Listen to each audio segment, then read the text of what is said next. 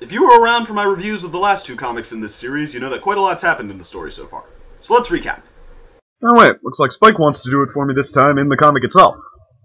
I guess in that case we'll just get to the intro.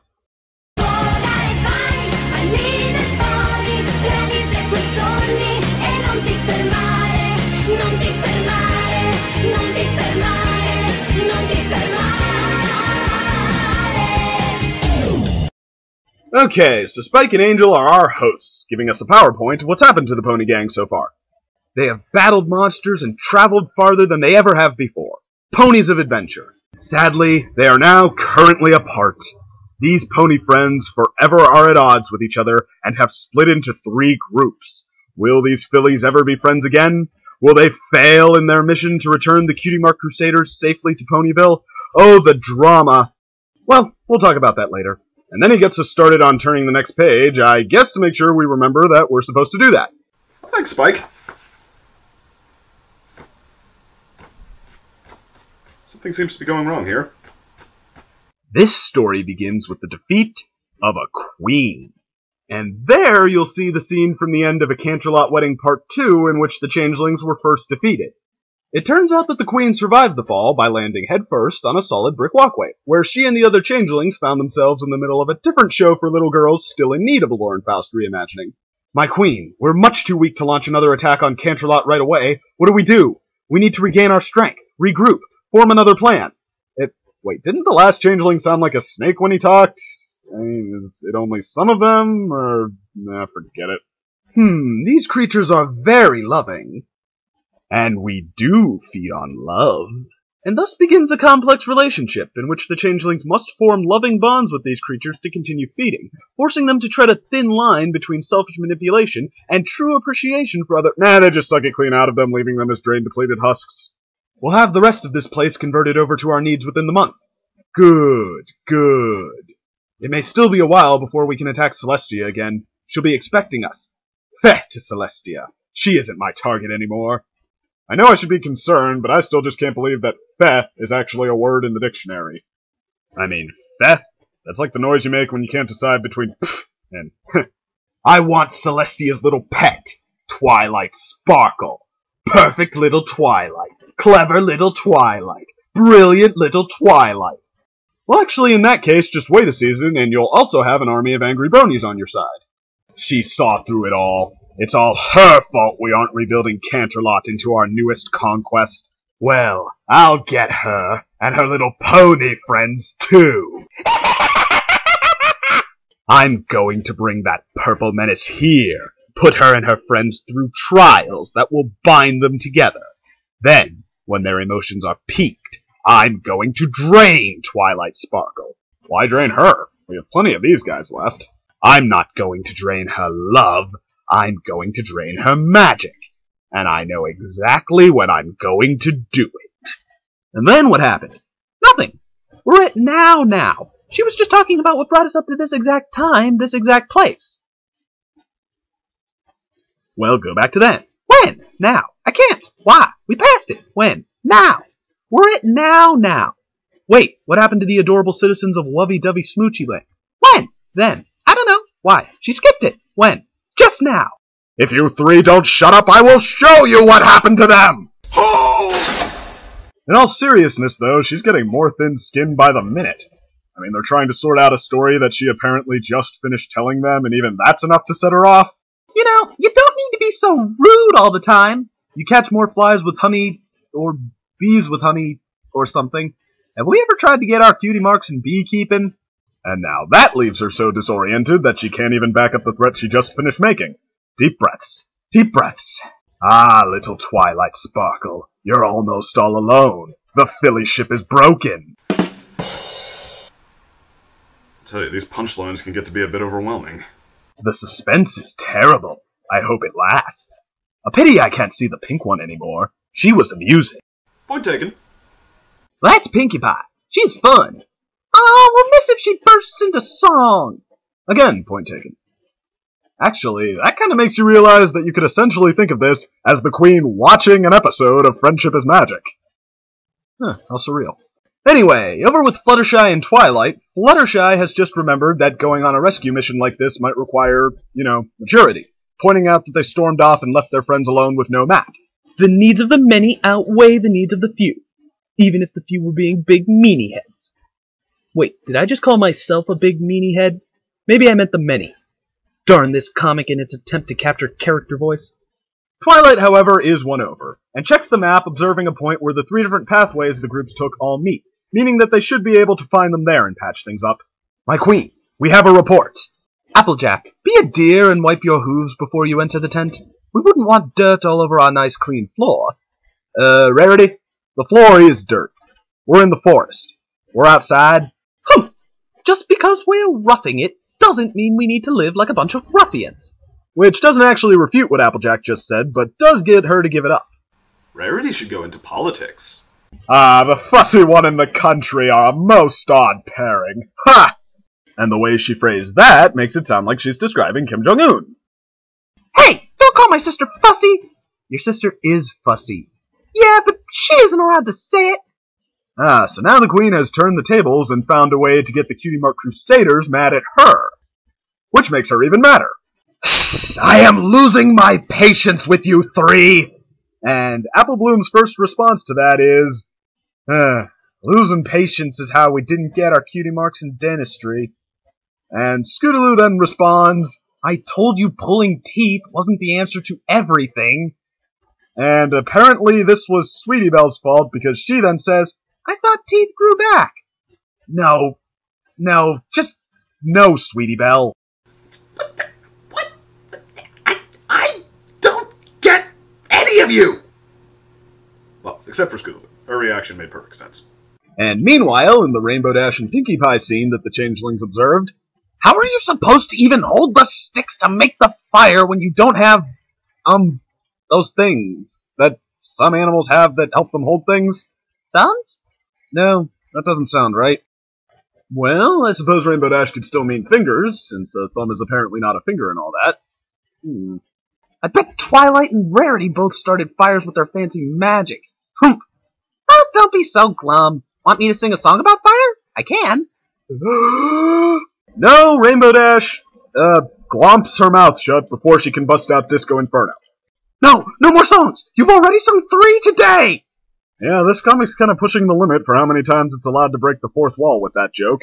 So they sit around and talk some more, with Rainbow Dash using her narcissistic insight to put together the truth that it was actually a ruse by the changelings that caused them to fight with their friends before, and Pinkie Pie moving on to breaking the 4th wall with the magic satchel. Here's the plan. Next time we face the changelings, we all wear costumes of ourselves, see? If they all took my form, you'd be able to tell it was me, because I'm wearing this. Can you tell I'm not a changeling right now? Huh? Can you? Where did you even get that? Or why, I might add. What? I've had them with me the whole time. Look, here's one for you too. We cannot be changelings together. Which apparently means she wants to force it onto Rainbow Dash right then and there. And then she pulls out another one, adding, And look, the changelings can... Seriously, by this point it could pass as an existential statement. And the Queen is equally bewildered. If I hadn't been watching the pink one for hours, I would think you were making all of that up. Yep, me too. Ha! Say, Rainbow Dash saw right through you guys. Well, I'll be friends again by morning. You can't stop friendship. Friendship is magic after all. You peons! I don't care if they're friends or not. These little squabbles have just been an entertaining bonus. You don't care? Isn't making them hate each other part of your evil plot? You know, because you're so evil? Twilight's friends are just an added perk. Once I destroy Twilight, those other ponies' emotions will spike for their precious pony friend. They'll become a feast for my colony. I'll gain Twilight's magic, and my people will gain strength from her friends. Then we will go back to Canterlot and watch Equestria crumble. Wow. That kind of makes your plan sound really stupid. I mean, where to start? Why are you making it so hard to get to you with so many dangerous trials if that's what you want them to do? That kind of makes it plausible that they won't get to you, doesn't it? Even if just one of them gets picked off, what if it's Twilight? In fact, why were you mad when the troll didn't get them? And why did you split them up if you want them to be feeling for each other as much as possible when you drain Twilight? In fact, forget the debate on whether they'd still be all regretful and just as upset. That also kind of makes it less likely that they'll reach you, doesn't it? They're more vulnerable on the dangerous journey there that way, and they all told each other to turn back and stop trying to help when they split up. What if one of them actually had, huh? Risking all that for a little sadism? Shouldn't you be putting more focus on your actual plan?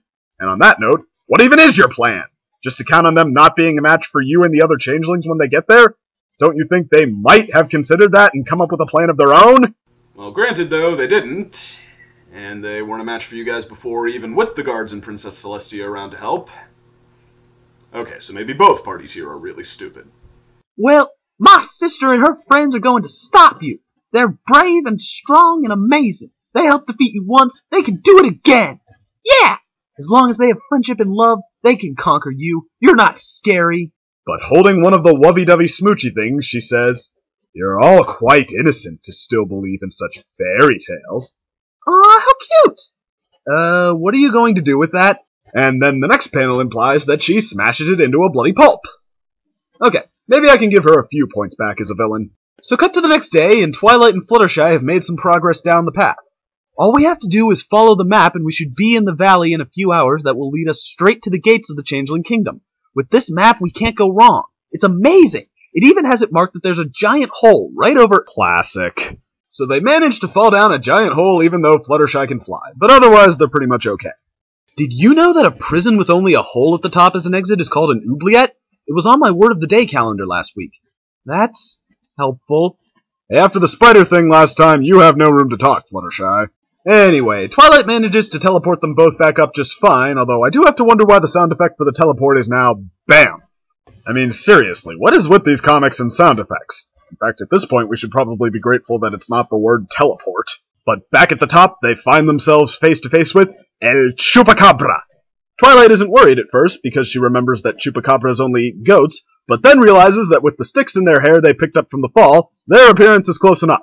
The Queen finds this hilarious, presumably because her plan is about to be ruined by something that made its last appearance as a main villain in a throwaway Scooby-Doo movie. And while she watches this, the Queen gets news of Applejack and Rarity, who have wandered into an exotic part of the forest filled with giant flowers that Rarity decides to pick for souvenirs.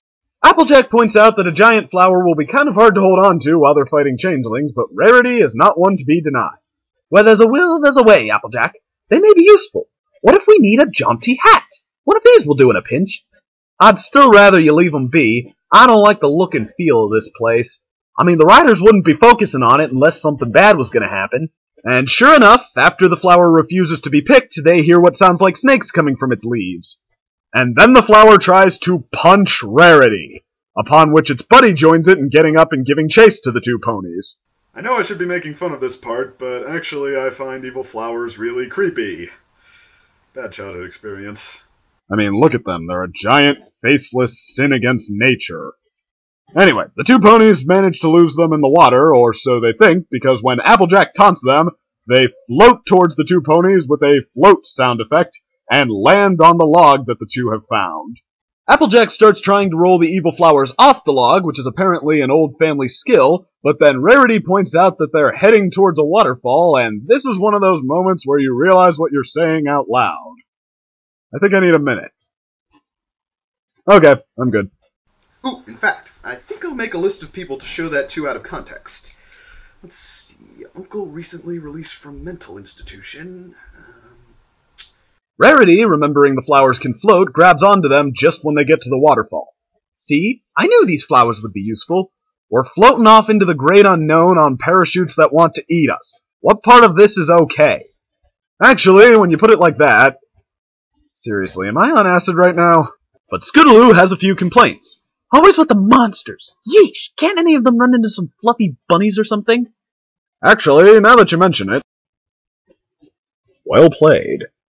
So yeah, Rainbow Dash and Pinkie Pie run into some horned rabbits that promptly try to eat Pinkie. Of course, they're monsters. Always with the monsters. Come on. At least they're cute monsters. I'll call this one Bitey. You can call it whatever you want as long as you run away from it. Bye, Bitey. And then Pinkie spots Applejack and Rarity, who promptly crash into them, upon which one of the flowers starts trying to eat Pinkie's head. This feels nice. Okay, I'm not bothered by them anymore. Thanks, Pinkie. They make their getaway and spot Twilight, who's apparently grown 20 feet tall since we last saw her, being as we can see all 4 of them clearly from between her legs, even though none of them are very far back. And yes, I do realize what I just said, thank you. Everybody, there you are! Hey, a cliff! And what happens next must be an unpleasant experience, because apparently even watching it is hard. Ugh, it's spinning so much I think I'm going to be sick. Wow, what a climactic turn of events! It's quite the turning tale. That orb knows how to spin quite a story. Hey, that was a good one. No, it wasn't. And it looks like the other 2 Crusaders and the Queen have finally found something they can agree on. So they hit the bottom and shake themselves off. Twilight notes that they're not being pursued anymore and hopes that their predators are afraid of the fall. But then she gets a letter from Ask Fluttershy informing her, "Oh no, the vampiric jackalope and the chupacabra are natural enemies. They'll fight for dominance over the right to eat us." And then we see the gang watching in horrified disgust as the 2 parties apparently tear each other apart. That is, except for Fluttershy, who looks on in wide-eyed fascination, adding, "Nature is so fascinating." There are times when I love this franchise. So then Twilight gets everyone started and making their apologies to each other. Even Rainbow is coaxed into going along with it. And then Pinkie Pie throws on her Pinkie Pie costume, because it added so much the first time, saying, "Luckily, I always travel with I'm Sorry cake. I also have I'm Sorry goodie bags." Twilight points out that they're only an hour away from the Changeling Kingdom, and there's not really much time for cake. But when you're with Pinkie Pie, there's always time, as she makes clear by sticking her face right in Twilight's. Eat the cake. And as we all know, Pinkie Pie has the second scariest smile you'll ever see on my show. But it turns out that eating some cake and spending some time together is actually pretty refreshing. Except, of course, for Rainbow Dash, who ends up forced into putting on her costume again, which the Queen seems to have a much easier time accepting than I do. Almost here, little Twilight. I just can't wait to show you my humble abode. What's an abode? It's a noun. It means the place where one abides. How do you know that? And yes, even vocabulary is enough to set the Queen off. This is almost over. Almost over. Guard, bring me an antacid. And the antacid turns out to be... yeah, that needs no comment. And thus, Spike and Angel close us out. The evil Queen Chrysalis still has those innocent fillies in her clutches. Will they escape? Oh, so they are going to start referring to her as Queen Chrysalis in this story. Yeah, I've been wondering about that. But as they close up shop, a stray smoochy thing hops up to Spike and gives him a You're My Schnookums card, demonstrating that he is not immune to these things. You're my Schnookums, whatever you are. And yeah, that's what we're going out on. Well, boy did this suddenly catch fire. This comic leaves the other 2 in the dust. The pacing is excellent. Most all of the scenes get to the point without dragging their feet through any sloppy or unstructured storytelling. And the humor just hits its stride. With sharper focus, it's funnier than the first 2 put together. And even the jokes that don't work are harmless enough, and still maintain the sort of off-the-wall, good-natured, and irreverent tone they're going for. The Queen's plan seems kinda scattered, and it doesn't sound like they thought it out very well, but I guess we'll have to wait until the next one to get the full picture. So come back then and we'll see if the last issue can keep it up. But, before we go, it's time for the second Viewer Appreciation Corner. Over here, please. Okay, you sent me your homemade content, and now it's time to announce my picks for favorites. The winning piece of fan art is... 7 Dreams / Nightmares Bonbon Scene 1 by Dennis McPherson and Soradical. Now this picture, as described by Dennis McPherson, is part of a larger scene in which Twilight listens to Pinkie Pie singing outside her window, causing dozens of old memories to come flooding back to her. He even has a song picked out for it already, titled Wish You Were Here. Seems like a great little passion project and definitely worth checking out. And it's a nice touch that Twilight has her cutie mark flashing in her eyes. And now for the winning video, which is... A Pony and His Bar, sent in by the Director's Cut Brony Animator. Now this guy isn't shy when it comes to humor, but there's little denying that this brief story of a pony befriending a literal censorship bar is funny, as well as clever and soundly animated. There aren't many people in this line who can draw out their own scenes, so it's definitely one to check out. To all 3 winners, great job and congratulations. And remember, any piece can win once, so if you'd like a nod, just send in your fan art or videos. And speaking of which, if you liked this video, please like and subscribe. Thanks for watching.